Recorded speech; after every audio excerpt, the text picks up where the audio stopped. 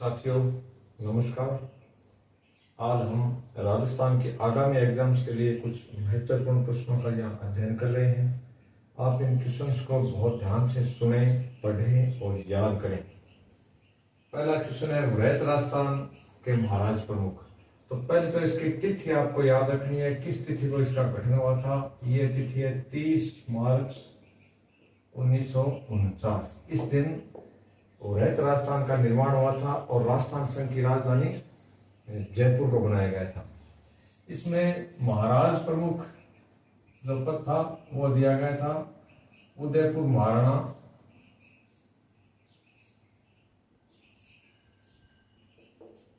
भोपाल सिंह को। किसको? उदयपुर महाराणा भोपाल सिंह। ये तो थे महाराज प्रमुख। देश की आजादी के बाद और रियासतों के एकीकरण के समय समस्त राजाओं को संतुष्ट करना अपने आप में एक बहुत बड़ी समस्या थी। इस समस्या का निदान तत्कालीन गृह मंत्री सरदार वल्लभ भाई पटेल की सूझबूझ से किया गया था और समस्त राजाओं को इसमें संतुष्ट करने का प्रयास किया गया। तो उनको अलग अलग पद दिए गए और इसमें एक था उपराज प्रमुख का पद। क्या था? उपराज प्रमुख। उपराज प्रमुख कोटा के भीम सिंह सेकंड। कोटा के महारावल भीम सिंह सेकंड को संतुष्ट करने के लिए उपराज प्रमुख का पद दिया गया और 1 नवंबर 1956 तक राजस्थान में यही व्यवस्था चलती रही। 1 नवंबर 1956 को जब पूरे देश में राज्य पुनर्गठन अधिनियम लागू हुआ और कई राज्यों को रीऑर्गेनाइज यानी पुनर्संगठित किया गया, उसमें एबीसी श्रेणियों को समाप्त करते हुए और प्रत्येक राज्य में राज्यपाल के पद दिए गए या जो केंद्र शासित प्रदेश यानी यूनियन टेरिटरी रखा गया उसमें उपराज प्रमुख, उपराज्यपाल या मुख्य प्रशासक के पद दिए गए जो वर्तमान में भी चल रहे हैं। तो वृहत राजस्थान के राज प्रमुख इस पद पर सवाई जय सिंह को बैठाया गया। जयपुर नरेश से सवाई मान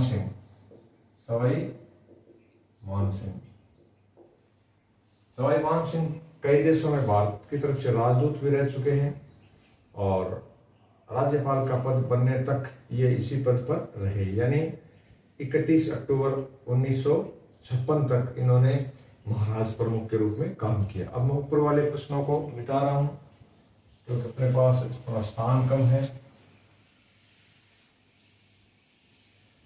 ये साथियों ज्यादातर क्वेश्चन आए हुए हैं, उन्हीं क्वेश्चन की चर्चा हम यहाँ कर रहे हैं क्योंकि हमें ऑब्जेक्टिव एग्जाम ही देना है। डूंगरपुर की नौलखा बावड़ी ये डूंगरपुर में है और इसका निर्माण किसने करवाया था? तो डूंगरपुर की नौलखा बावड़ी का निर्माण परिमल देवी ने, एक रानी थी वहां की परिमल देवी, और कई बार प्रश्न में परमाल देवी भी आ जाता है तो एक ही बात है, ये दोनों का थोड़ा उच्चारण का फर्क है। संत पीपा की गुफा। संत पीपा वैसे झालावाड़ के राजा थे और इन्होंने राजपाट त्याग करके और संन्यास ग्रहण किया था, इसलिए इनको राज ऋषि भी कहा जाता है। राज ऋषि संत पीपा, वैसे राज ऋषि भर्तृहरि। राज ऋषि संत पीपा की गुफा टोंक जिले के टोडा गांव में है। टोंक के टोडा गांव में। वैसे इनकी जन्मभूमि झालावाड़ थी, झालावाड़ के नरेश थे।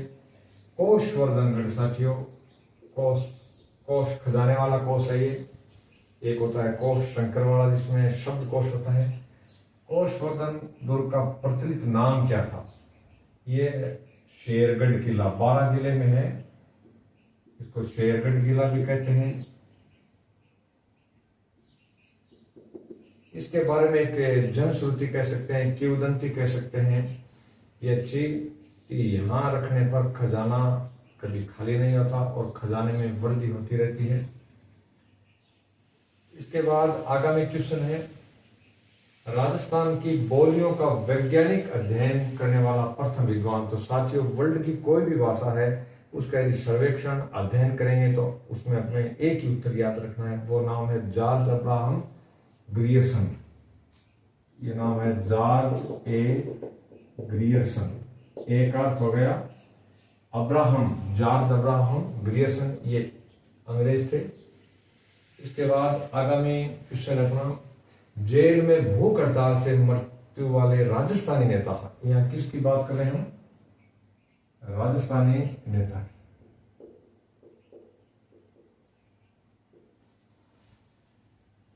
ये थे बाल मुकुंद बिश्रा। क्या नाम था ये?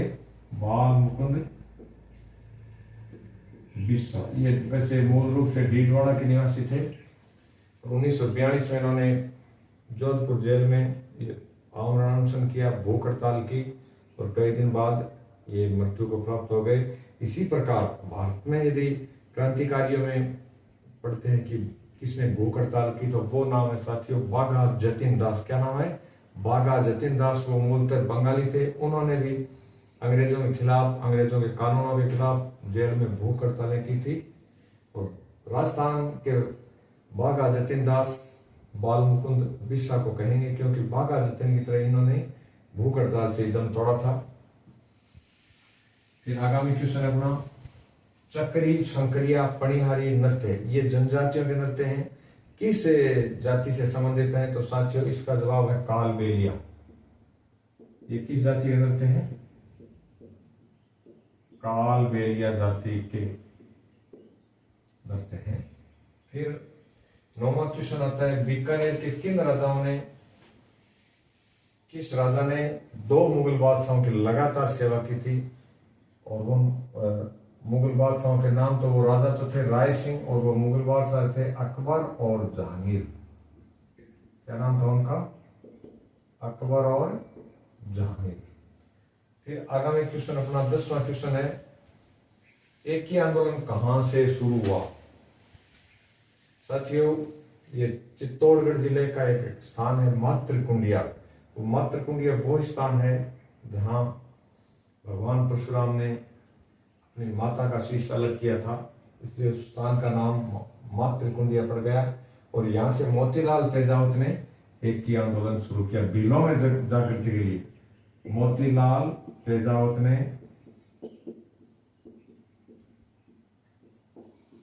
मातृकुंडिया में,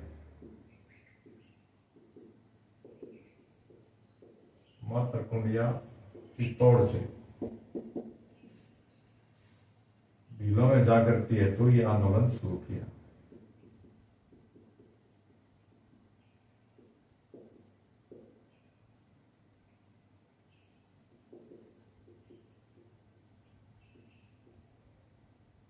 इस आंदोलन का नाम था एक की आंदोलन। फिर आगामी क्वेश्चन करते हैं 11वां, नगला पीठ कहां है?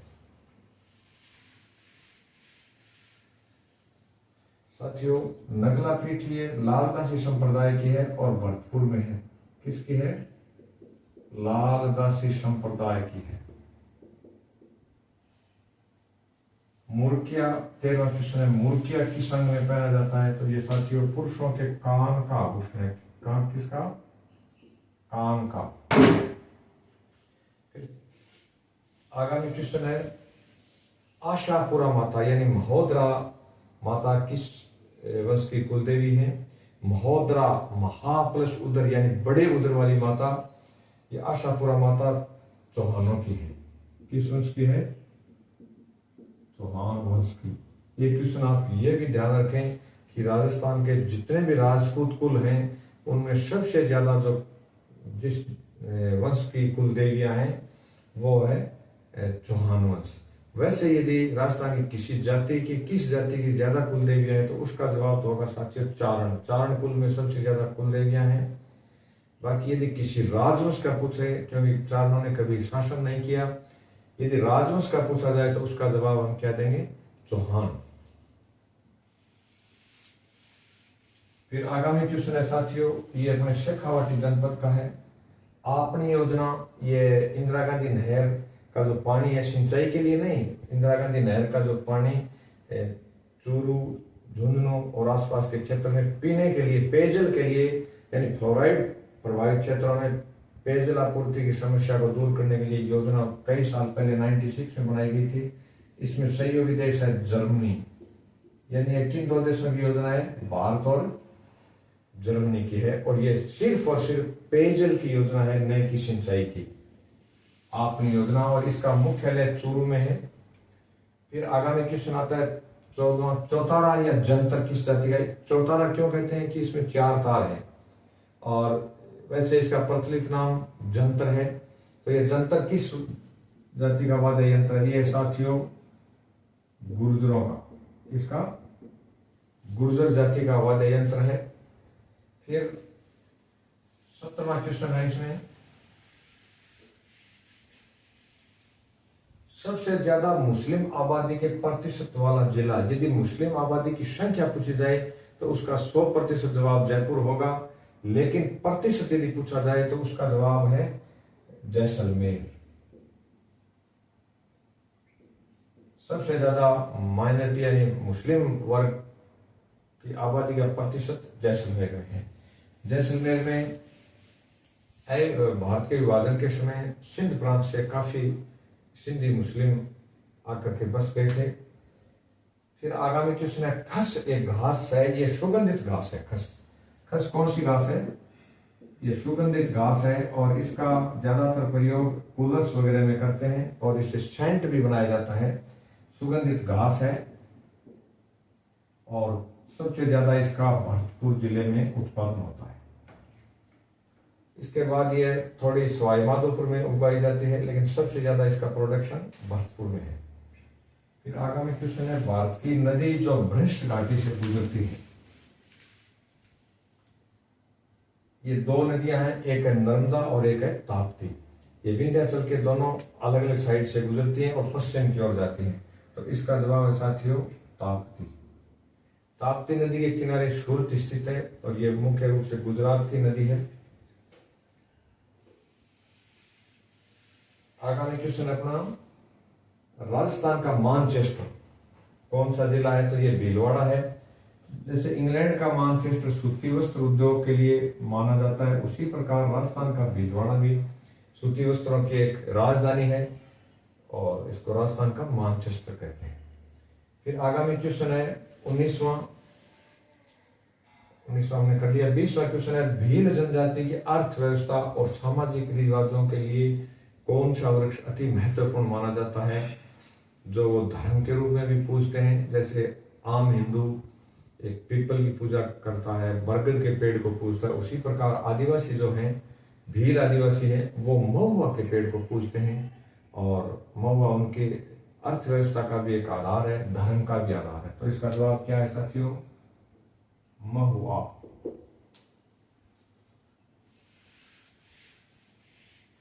फिर आगामी 21वां क्वेश्चन है, शोषण के विरुद्ध अनुच्छेद कौन कौन से हैं? एक तो अनुच्छेद साथियों 23 और दूसरा अनुच्छेद 24। अनुच्छेद 24 में बाल श्रम और इसमें काम से संबंधित है, तो 23 और 24 ये दोनों शोषण से संबंधित अधिकार है। फिर आता है 22वां क्वेश्चन लिख रहा हूं मैं यहाँ, भारत में सबसे ज्यादा समय तक मुख्यमंत्री रहने का रिकॉर्ड किसका है? याद करें, कई बार हम कंफ्यूज हो जाते हैं। भारत में सबसे ज्यादा समय तक, ज्यादा बार नहीं है, ज्यादा बार वालों का जवाब तो होगा नीतीश कुमार, क्योंकि बार बार ये त्याग पत्र देकर के बढ़ते रहते हैं। ज्यादा बार का जवाब तो नीतीश कुमार होगा, लेकिन ये ज्यादा समय का है। भारत में सबसे ज्यादा समय तक सीएम कौन रहा? ये है पवन चामलिंग। क्या नाम है इनका? पवन चामलिंग। और किस राज्य के थे? सिक्किम के। और पवन, हम अवरोही क्रम में लिखेंगे, पवन चामलिंग के बाद सेकंड जो टेन्योर है, यानी पवन चामलिंग का जो कार्यकाल था साथियों, वो था 24 वर्ष 165 दिन। कितना था? 24 वर्ष 165 दिन था।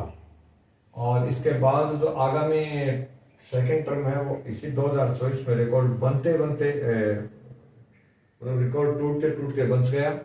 वो है नवीन पटनायक, जो उड़ीसा के सीएम थे, नवीन पटनायक।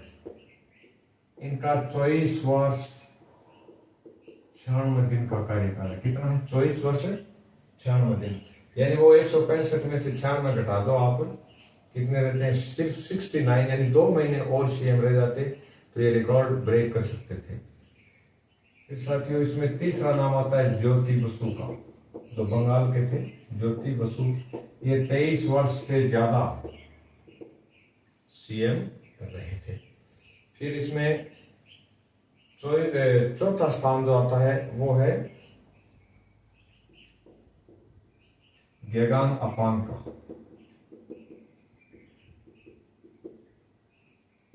और 5वां स्थान, ये 20 साल से ज्यादा का है। गेगान अपांग कभी अरुणाचल के सीएम हुआ करते थे। 5वां स्थान आता है अपने ललथन हावला, ललथन हावला, ये मिजोरम के थे। फिर 6वां स्थान आता है वीरभद्र सिंह, हिमाचल प्रदेश। ये भी 20 साल से ज्यादा सीएम रहे। एक प्रश्न ऐसा भी बन सकता है कि भारत में 20 साल से ज्यादा अवधि तक सीएम रहने वाले नेताओं की संख्या कितनी है? तो साथियों 20 वर्ष से ज्यादा 6 सीएम रहे हैं। कितने रहे? 6, और इनमें महिला एक भी नहीं है। और नवीन पटनायक अब हो सकता है आगामी टेन्योर इनका नाम आ जाए, लेकिन अभी ये 5 साल के लिए ब्रेक लग गया, क्योंकि अभी उड़ीसा में लोकसभा के 7 चुनाव हुए थे। पवन चामलिंग 2019 में हट चुके हैं और बाकी कोई सीएम नहीं है। 15-15 साल वाले तो कई हैं, लेकिन 20 से ऊपर वाला एक भी नहीं है जो इनके रिकॉर्ड को तोड़ सकता है। 22 क्वेश्चन कर लिए हमने। और आगामी क्वेश्चन हम लिख रहे हैं, ऐसे 2 उप प्रधानमंत्रियों के नाम बताइए जो एक ही प्रधानमंत्री के कार्यकाल में एक साथ 2 उप प्रधानमंत्री रहे। ये 24वां क्वेश्चन है। 23वां क्वेश्चन, 2 उप प्रधानमंत्री जो एक ही सरकार में रहे।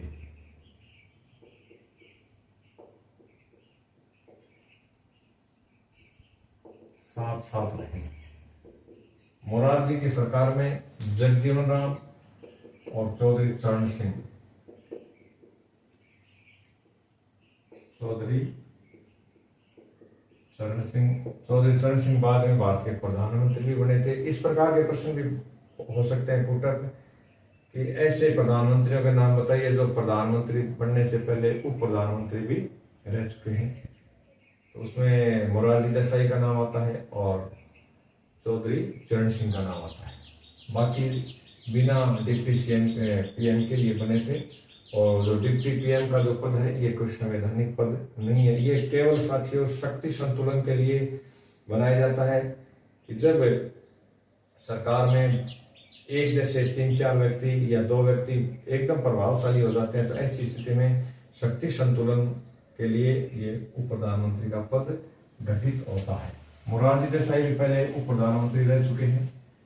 24वां नाम, ये राजस्थान का कृष्ण है, लक्ष्मण व्यास। सुना है नाम आपने? ये मूर्तिकार हैं और कहाँ के हैं? नौहर हनुमानगढ़ के।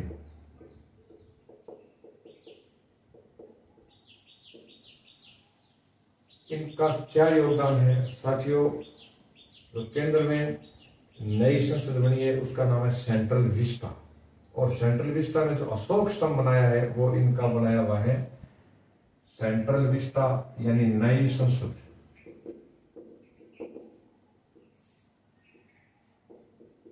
नई संसद का अशोक स्तंभ मूर्तिकार लक्ष्मण व्यास ने बनाया है।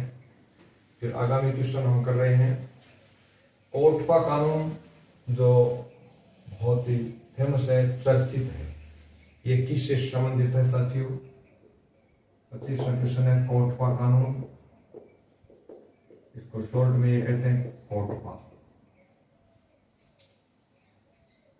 ये कानून तंबाकू, cigarette and tobacco prevention act है,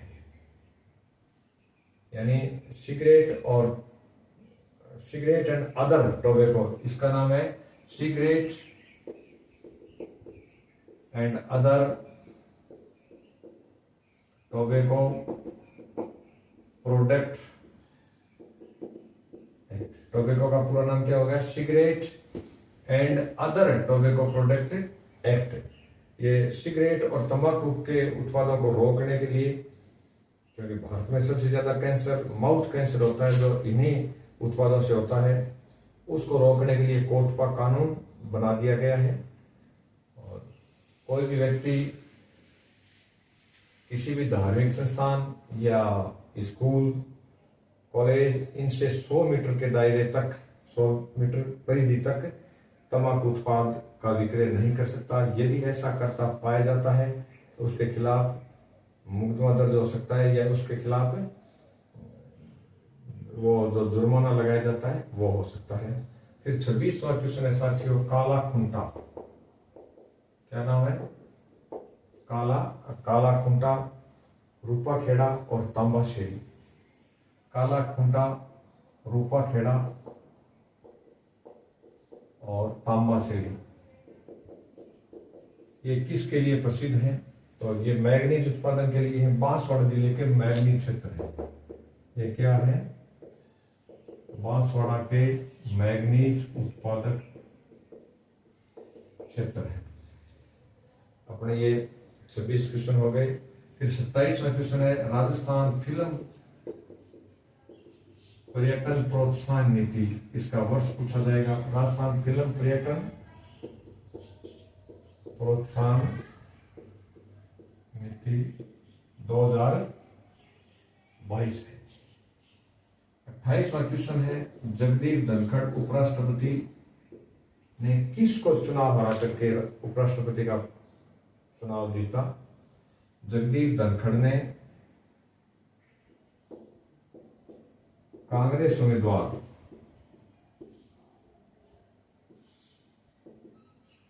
मार्गरेट अल्वा को हराकर उपराष्ट्रपति चुनाव जीता। जगदीप धनखड़ अपने झुंझुनू के निवासी हैं और मार्गरेट अल्वा कर्नाटका की वरिष्ठ लीडर हैं और राजस्थान की राज्यपाल भी रह चुकी है। फिर आता है साथियों, राजस्थान का एकमात्र होम्योपैथी विश्वविद्यालय, एकमात्र होम्योपैथी विश्वविद्यालय कहाँ है?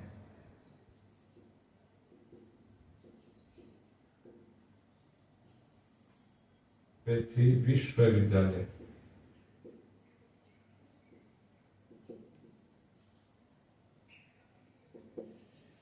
ये अपने जयपुर में है।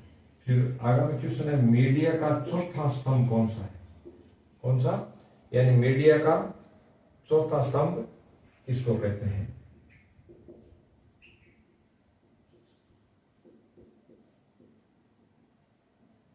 सॉरी, लोकतंत्र का चौथा स्तंभ किसको कहते हैं? लोकतंत्र का चौथा स्तंभ होता है मीडिया या समाचार पत्र, एनपी न्यूज पेपर। फिर जैसे राजस्थान में मुख्य प्रशासक जो है वो राज्यपाल है, तो दिल्ली में या केंद्र शासित प्रदेशों में राज्यपाल मुख्य प्रशासक को क्या कहते हैं? तो राष्ट्रीय राजधानी क्षेत्र दिल्ली में प्रशासक को उपराज्यपाल कहा जाता है। क्या कहा जाता है? उपराज्यपाल कहते हैं। और चंडीगढ़ भी एक केंद्र शासित प्रदेश है, लेकिन वहां उपराज्यपाल का पद नहीं है, वहां मुख्य प्रशासक है। अब भारत में उपराज्यपाल के पद कहाँ कहाँ हैं? तो साथियों, एक तो इसमें JNK में उपराज्यपाल है, अपने इसमें दिल्ली में हो गया, और एक पांडिचेरी में,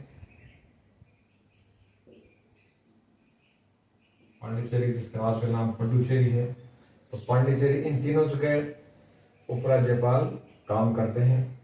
फिर आता है साथियों 32वां क्वेश्चन। आज के वीडियो में हम 50 क्वेश्चन करेंगे लगभग।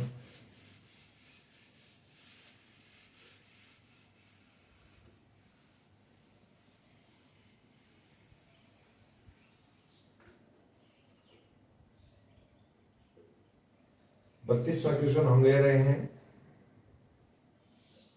राजस्थान में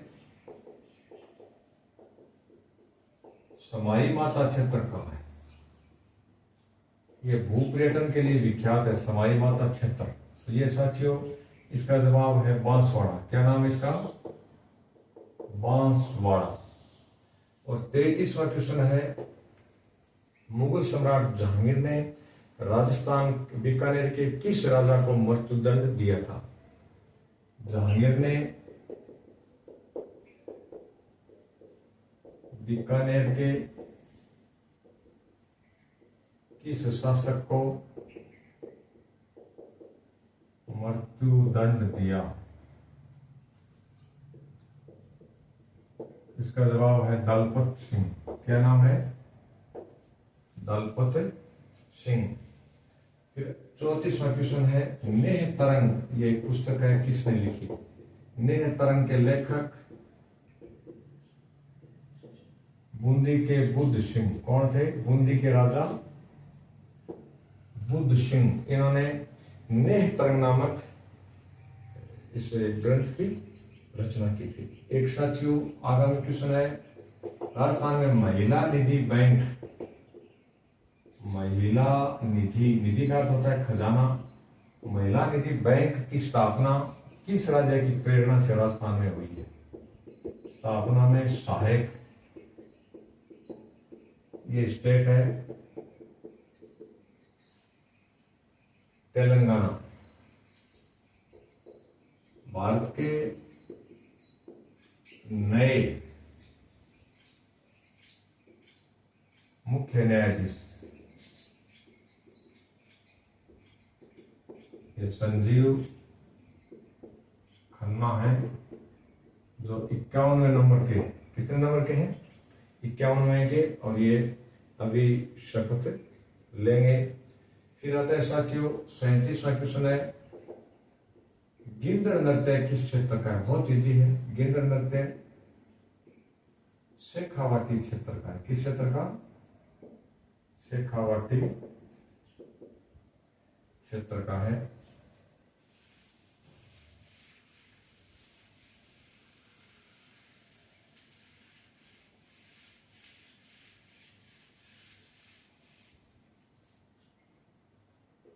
और 30वां क्वेश्चन अपने फसल रोगों से संबंधित है, यानी अर्ली ब्लाइट,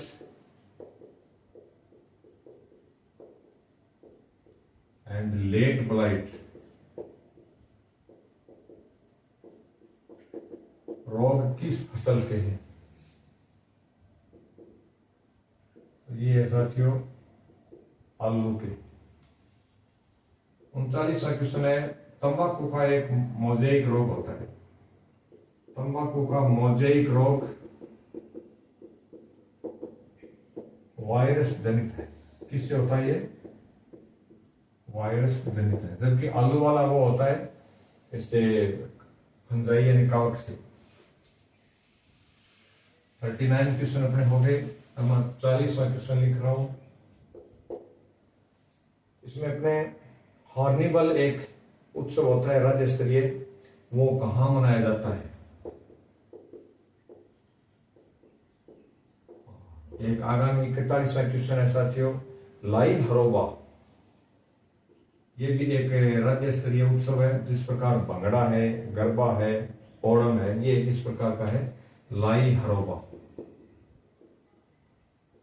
42वां क्वेश्चन और लिख रहा हूं, राज भट्ट खोवा कहां है? राज भट्ट खोवा ये क्यों प्रसिद्ध है? हार्निबल ये नागालैंड का राज्य समारोह, नागालैंड का समारोह, इसको हार्निबल कहते हैं। हॉर्न का अर्थ होता है सींग। जैसे नागालैंड वालों को हम नृत्य करते हुए देखते हैं तो वो अपने सिर के ऊपर सींग लगाते हैं, तो उनकी फोटो को आप थोड़ा याद रखें तो आपके हॉर्निबल क्लियर हो जाएगा। हॉर्न का अर्थ होता है सींग। लाई हरोबा ये साथियों मणिपुर में है। कहाँ है? मणिपुर का समारोह है उसका नाम है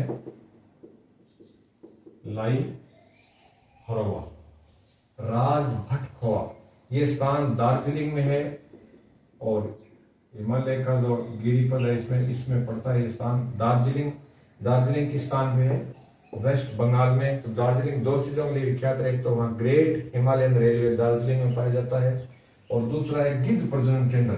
साथियों, एक बार इस देश में अफवाह उठी थी 94 के आसपास कि भारत के प्रधानमंत्री ने गिद्धों को अमेरिका भेज दिया है, जबकि ऐसा कुछ नहीं हुआ। गिद्धों में डाइक्लोफेनिक सोडियम के कारण से, और वो मांस किन्हीं पशुओं का खाते थे तो वो मांस के द्वारा डाइक्लोफेनिक सोडियम उनमें चला गया, कैपेसिटी उनकी थी नहीं, इसलिए गिद्ध अति तीव्रता से मरने लग गए।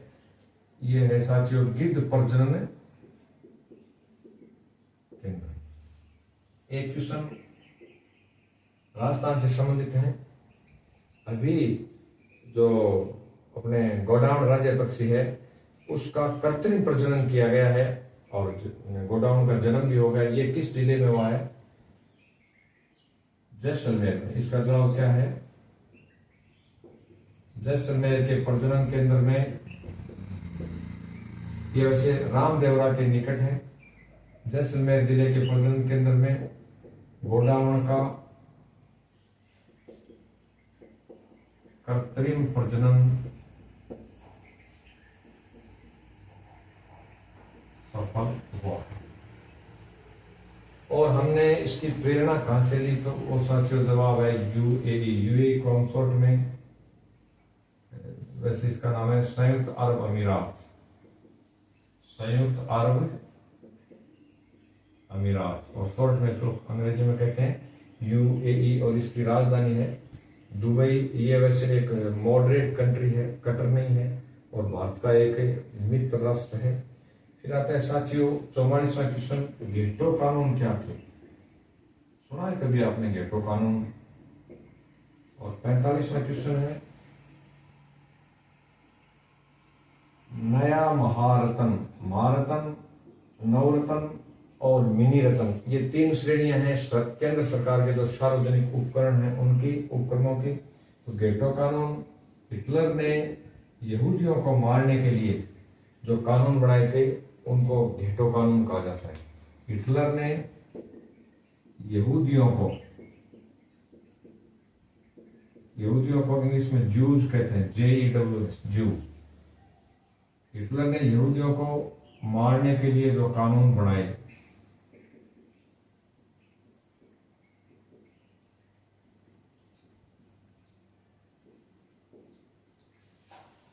उनका नाम है गेटो कानून।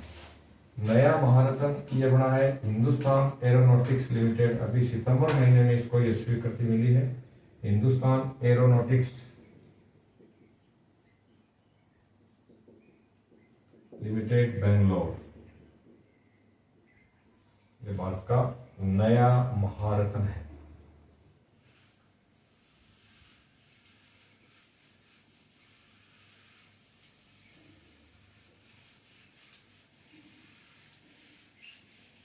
ये क्वेश्चन आप एकदम ढंग से लिखें। फिर एक आता है तेंदुलकर समिति और सी रंगराजन समिति किससे संबंधित है? मैं आपके आगामी RS के एग्जाम के हिसाब से आपको क्वेश्चन करवा रहा हूं, और ये ही आपके ये जो पशु विभाग वाला एग्जाम और उसमें भी काम आएंगे। अन्य सीटी तो अभी हो चुकी है, सीटी मैन में भी काम आ जाएंगे। तेंदुलकर समिति और श्री रंगराजन समिति ये किससे संबंधित है? दोनों श्री रंगराजन समिति। ये साथियों गरीबी रेखा की समीक्षा से संबंधित, गरीबी रेखा की समीक्षा से संबंधित है, और इनके दोनों के आंकड़े अलग अलग हैं। श्री रंगराजन ने 29.5% लोगों को गरीब माना है, जबकि उसके आंकड़े इससे अलग हैं। गरीबी रेखा की समीक्षा से संबंधित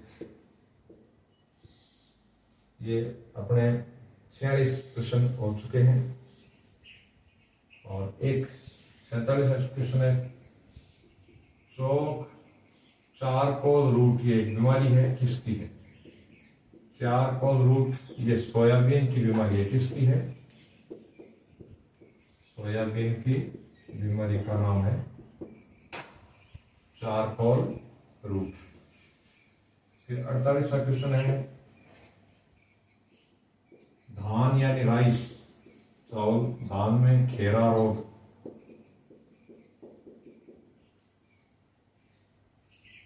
किसकी कमी से होता है? इसका जवाब है जिंक की कमी से। किसकी कमी से? जिंक की कमी से। 49वां क्वेश्चन है इटाई इटाई रोग पानी में कौन सा धातु मिलने से होता है? इटाई इटाई रोग कैडमियम की अधिकता से होता है। किससे? कैडमियम की अधिकता से। 50वां क्वेश्चन अपने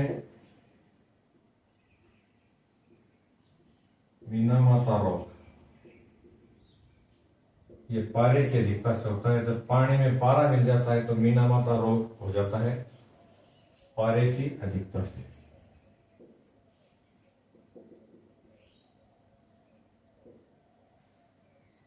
यानी मीना माता नामक खड़ी जो जापान में थी वहां सबसे पहले ये बीमारी ट्रेस आउट हुई थी, इसलिए इसका नाम दे दिया मीना माता।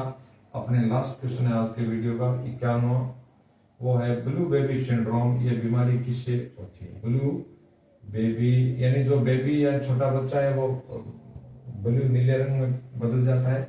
ब्लू बेबी सिंड्रोम पानी में नाइट्रेट की अधिकता से होता है। किससे? नाइट्रेट की अधिकता से ये रोग है ब्लू बेबी सिंड्रोम। तो साथियों हमने ये जो अपने 51 क्वेश्चन है ये बहुत अति इंपॉर्टेंट क्वेश्चन है, इनको कर लिया। आगामी वीडियो में और क्वेश्चन करेंगे। धन्यवाद।